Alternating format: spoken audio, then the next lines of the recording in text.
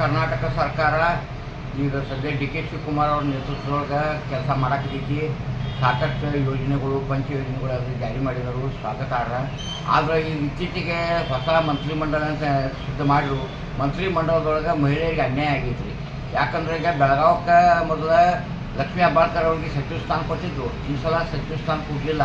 Total ಕರ್ನಾಟಕದಾಗ ನೋಡೋಕೆ ಹೋದ್ರೆ ಮಹಿಳೆಯರ ಸಂಖ್ಯೆ ಕಡಿಮೆ ಆಗೈತಿ.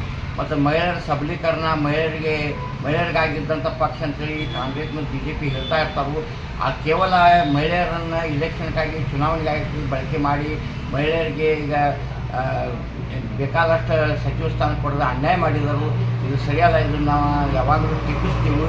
ದಯಮಾಡಿ ಕೂಡಲೇ ಏನೈತಿ ಬೆಳಗಾವಿ ಜಿಲ್ಲೆಗೆ ಇನ್ನೊಂದು ಸಚಿವ ಸ್ಥಾನ ಕೊಡಬೇಕು ಮತ್ತು ಮಹಿಳೆಯರಿಗೆ ಸಚಿವ ಸ್ಥಾನ ಕೊಟ್ಟರೆ ಮಹಿಳೆಯರಿಗೆ ಒಂದು ಪ್ರೋತ್ಸಾಹ ಕೊಟ್ಟಂಗೆ ಆಗ್ತೈತಿ. ಮಹಿಳೆಯರಿಗೆ ಅನ್ಯಾಯ ದಯಮಾಡಿ ಮಾಡಬಾರ್ದು. ಈಗ ಕಾಂಗ್ರೆಸ್ ಸರ್ಕಾರ ಮಹಿಳೆಯರಿಗೆ ಅನ್ಯಾಯ ಮಾಡೋದು ಭಾಳ ತಪ್ಪೈತೆ ಅಂತ ಹೇಳಿ ತಮ್ಮ ವಾಹಿನಿ ಮುಖಾಂತರ ಹೇಳಲಿಕ್ಕೆ ಇಷ್ಟಪಡ್ತೀನಿ. ಚಂದ್ರಕಾಂತ್ ಹುಕ್ಕೇರಿ, ಸಮಾಜ ಸೇವಕರು, ಚಿಕ್ಕೋಡಿ.